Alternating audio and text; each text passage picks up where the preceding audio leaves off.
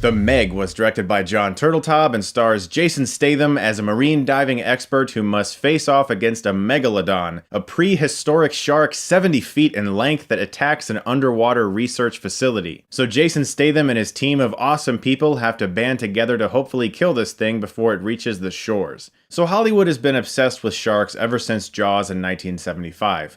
But Hollywood has taken a far more serious approach to shark movies as of late, with movies like 47 Meters Down or The Shallows. These were very serious films that were meant to be dramatic and very frightening and scary. At the same time, straight to TV, straight to DVD or Blu-ray or video on demand shark films like Snow Sharks, Sand Sharks, Mega Sharks, Octopus Sharks, and of course the Sharknado films, have embraced a more light-hearted, silly, and self-aware approach. And with The Meg, Hollywood has embraced this notion as well and thrown $150 million and Jason Statham at an incredibly silly shark film that I had a great time watching.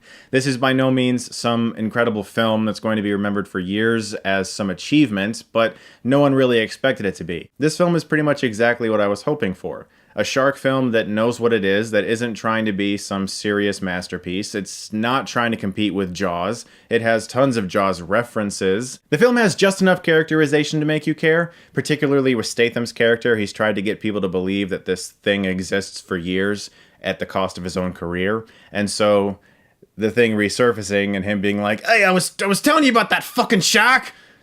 You fucks!" I'm a fan of Jason Statham. I like him in tons of movies. I always find him a very likable presence, and he's no stranger to water. England's Jason Statham. His forward 3.5 somersault with tuck.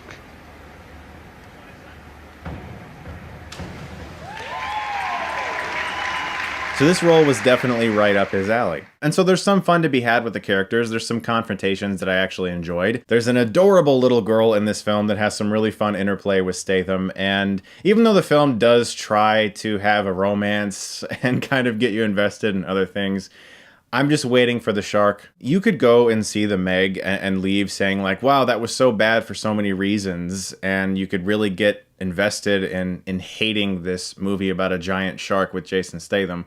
Or you can just accept what they're going for and enjoy the ride. But I do have one major complaint.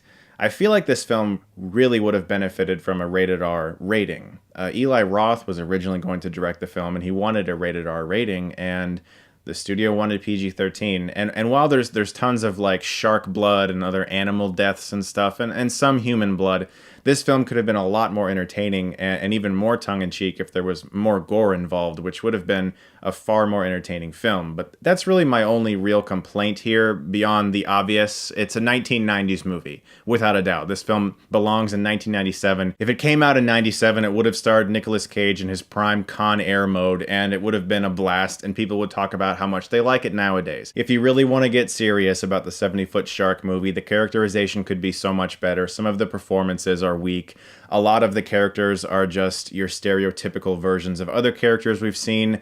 The rich guy who owns the place, who jokes every once in a while, and they make him be like this really larger-than-life character. You have the side characters that are there just to tell jokes, the little girl who's meant to be adorable, the woman who's there clearly just to be a romantic interest, but she can do some stuff too. And then you have your expendable people who are obviously just meant to be eaten. I mean, you understand how it works. It's just that this film is more entertaining than others because it also understands how silly it is and embraces that. And in so doing, I had a really good time watching The Meg. I'm going to give it a B.